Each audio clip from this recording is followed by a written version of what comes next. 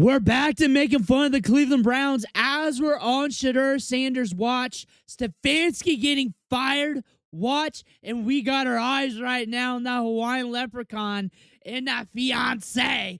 But big things are happening around the Cleveland Browns. We're getting ready to roll up into start number 3 against Titans and Cam Ward.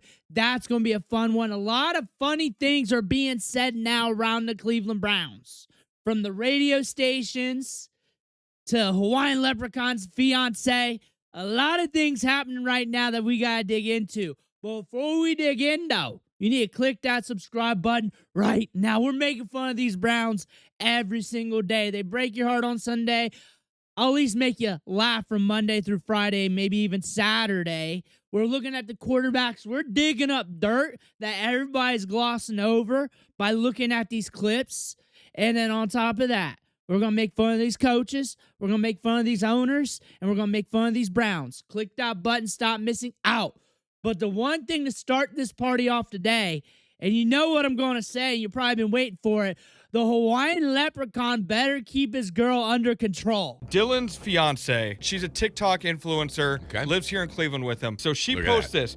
And Chris, the original caption on the TikTok was, Browns lost, what's new? Okay, so she originally kind of took a shot at the team. So she posts that kind of blows up. Everybody's like, all right, you can't, like, don't take shots at the team. Someone comments this. This is from LeJohn James, a TikTok user. He said, that little comment you made right there is disgusting. The way you're openly racist is so weird, and you wonder why everyone cheered when little Dillon got a little headache and was afraid to play. No, not everybody cheered. Nobody in that locker room respects that little dude. That's not true. That's what LeJohn said, okay? John, I love you. And no one loves Shedeur more than me, but that's just not true. So she says, actually, everyone in the building wants him to play, but you wouldn't know that because you've never played in the NFL or been a couch, right? I think she meant coach. She spelled it wrong, but... I'm trying to be fair here. I am. Sorry, little John. What's his name? LeJohn. LeJohn's on your side, I think. Oh, here. I'm then you're with me, Johnny. And so it'll all work out for you and your guy. Right. And that, yes, privately, she would probably be well within her rights to feel this way. But when you make it publicly like that, these are unnecessary shots you had to take. These are unnecessary shots you had to take. You could have taken. When he ends up with the San Francisco 49ers or the Las Vegas Raiders, like he's bound to do, or some other team in the NFL, take all the shots you want. I don't know if you want to, because you might be back here, because he's probably going to be a backup at some point again here, because backups pop all over the league. But take all the shots you want. But while the season's going on, you're telling me I got to comment more on this as time goes on, because more of this stuff is going to happen? Because everybody's an influencer now. Yeah, I mean, look, famous people date famous people. All these quarterbacks already have huge followings, and part of cultivating those followings is to use it to monetize. And they're learning this in high school. You know, what did we just have happen in Ohio? NIL. You know, a version of NIL gets passed. So my son's girlfriend is going to have to take shots about the fan, and all of a sudden I have to deal with that someday. I think that is part and parcel of this new world that we're living in. I do. It sounds crazy, and in this case, it's just because the sheer magnitude of who Shedeur is. It had to be pretty miserable to be selected as a top 100 pick. Yeah. To get the call from Andrew Berry and Kevin Stefanski that you're our guy, you know, and you look at the Browns situation and you're going, oh, well, I'm going to get an opportunity this year, and I'm going to be in the. If this coaching staff stays and organization stays intact, I'm going to get the opportunity to have a starting job in Cleveland, Ohio. And then you get 5 starts. And the guy behind you is the one everybody wants to see, so much so that you get booed if you come into a game for one play after you were concussed. Does have to suck. Well, my issue would also be, I'm sorry to say this, but I've been in the locker room. Now, I've never been a coach. I would have to think that the quarterback ahead of Dillon Gabriel I think he has a higher ceiling, and I'd much rather see him. Now, that's okay. Again, if you want to give those opinions, this is a free country. She's more than welcome to give those opinions. But then there's going to be questions about those opinions that are asked on a Wednesday in the locker room. I think you got to have some back and forth between the Shedeur fans and the Shedeur haters. Like, some of it is kind of dark, and some of it is not so good. But on top of that, like, you get the chatter back and forth, you get the arguments, and you're getting like some signs of life here to where like it's cringe, even with a Stefanski press conference where nothing's being said, everything's being boring. At least you got people going at each other a little bit.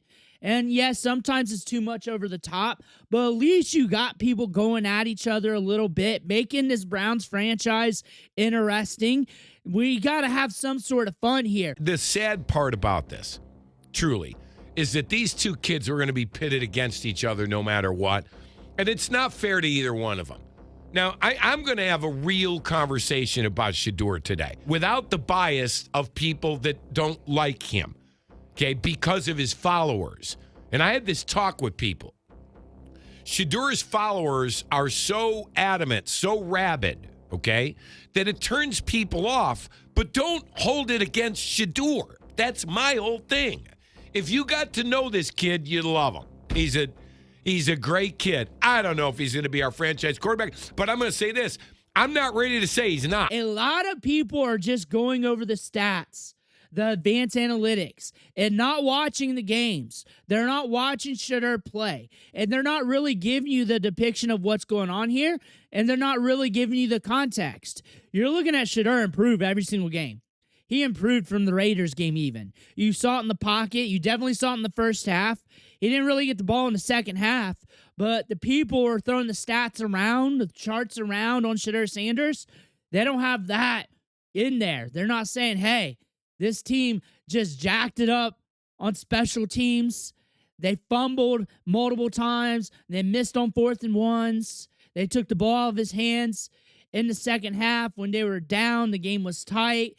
They could have pushed it more. They're not saying that stuff. I think he's showing some things, and I just posted a column about this and where I think this might be going and what the situation is. I think he's showing some signs that perhaps maybe he actually can be a winning quarterback in the NFL. And the things that I see that make me believe this, and why I think the Browns probably believe this to a certain extent, is the fact that he does sort of have that it factor. He's got a nice, strong arm. He's got the ability to evade the rush. He's showing some things. He's got elite accuracy, a really nice touch on the ball. I think what makes this evaluation difficult is that the offense is horrible. And I think it's hard for any quarterback right now. I think even an established veteran might have a tough time stepping in here and trying to function with the way that this offense has gone this season. I think a major reason for that is the fact that Jerry Jeudy, for whatever reason, is not himself this year. And remember, Joe Flacco said, as Jerry goes, so goes this offense. And it just hasn't worked out this season. And I'm sure it has a lot to do with the quarterback upheaval, but we saw the sideline confrontation between Shedeur and Jerry. So when your number one wide receiver is not able to contribute in a meaningful way, it's going to be tough on any quarterback. But I think he has shown signs, and he deserves a chance to keep going. I like the 1 week at a time thing. I like that because it keeps him hungry. Shedeur has, exactly. Right? I mean, he has a way of feeling like he has arrived after he wins a game, whether it be preseason or regular season, and he doesn't need to be feeling like he's arrived yet. He needs to stay hungry and just keep working at this. I think Stefanski needs fired. He's getting grace right now because he should have been fired weeks ago. Weeks ago. Any other franchise would have already fired his ass. He would have been gone. He would have been gone quicker than a hiccup. But he's still here. He's getting grace to finish out the season before they blow this up. They got to blow this up. What are you going to do here? Because we already seen him botch these quarterbacks. He could have messed up or might have messed up 2 rookies right now. Like, that's hard to do. 2 rookies. One, a promising backup, and one that could be a promising starter. He could have messed them up. And now you want to bring in another rookie to mess up? I think that it's hard for any NFL head coach to win with rookie quarterbacks. Look what's happening in Tennessee right now. They already got a coach fired there. It's very, very difficult. Look what happened in New York. Brian Daboll fired. It's very, very hard to win with rookie quarterbacks. And I think that Kevin has suffered from the quarterback situation this year, which didn't go the way anybody expected it to go. This was supposed to be Kenny Pickett starting the season, then moving into Dillon Gabriel, and maybe then starting Shedeur Sanders for some games at the end of the season. And it didn't go that way at all.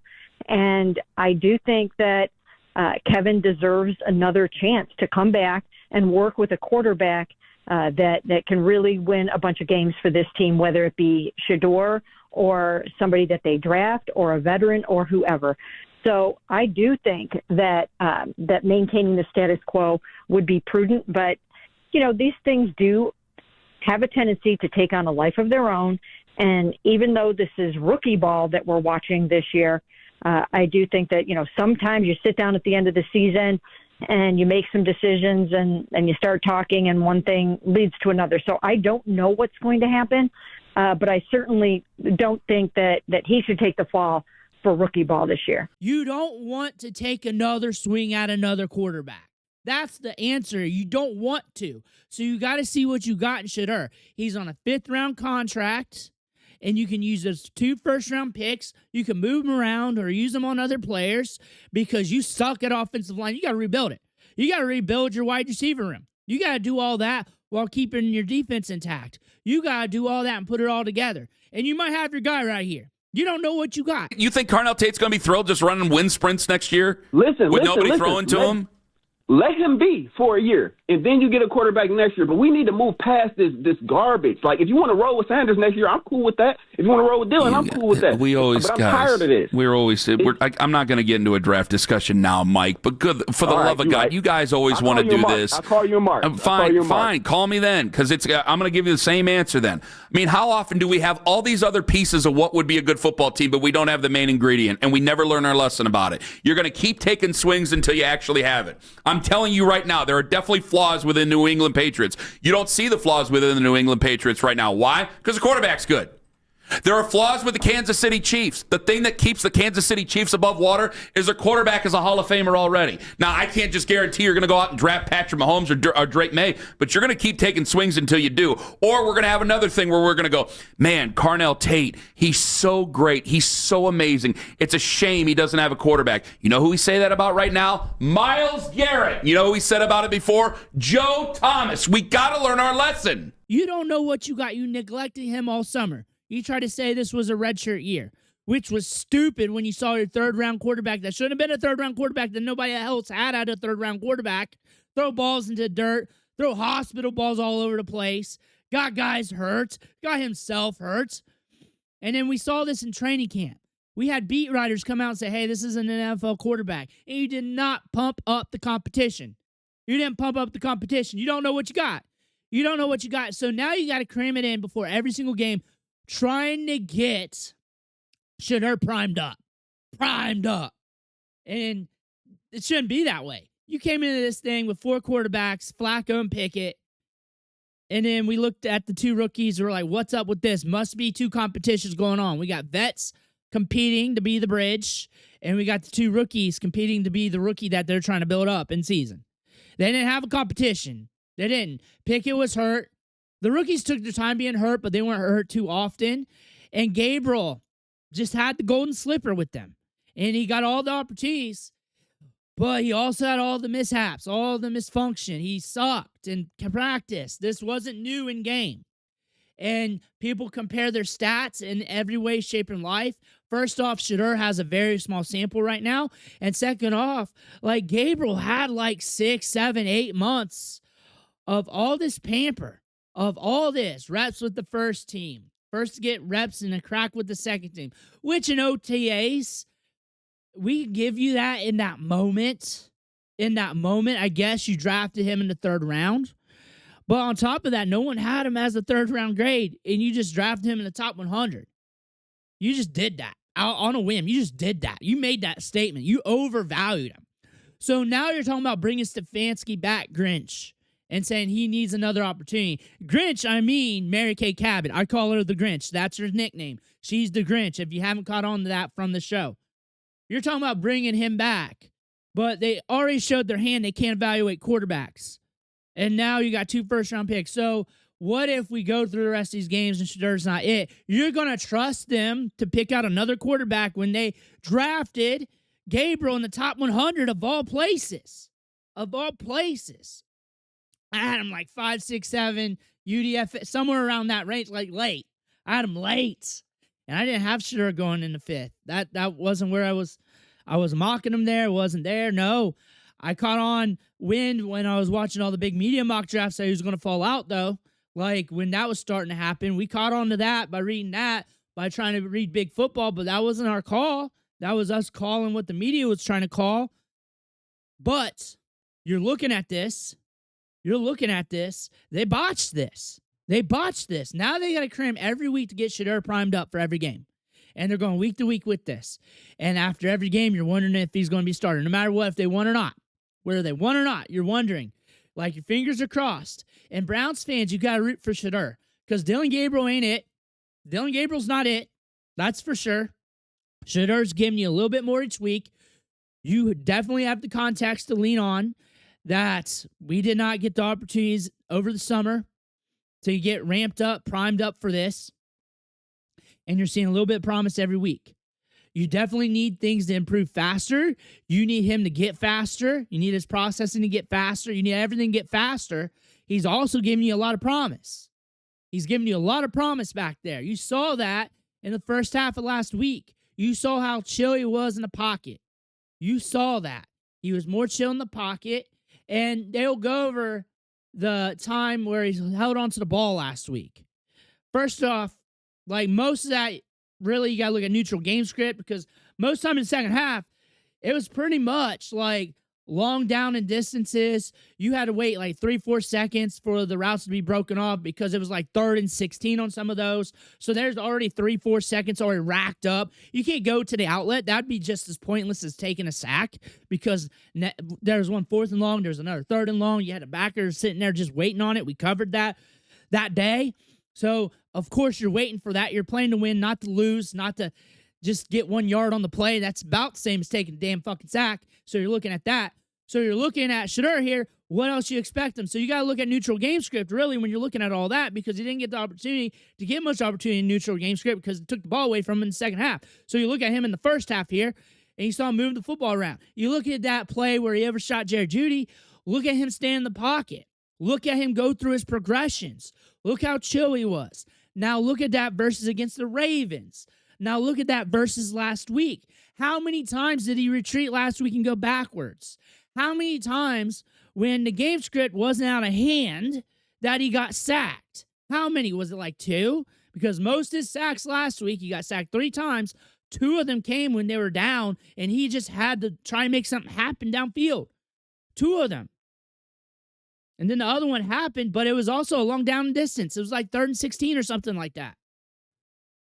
And then you see special teams. Special teams, that many errors is another indication of the coaching staff. They ain't primed up. They ain't ready to rock and roll.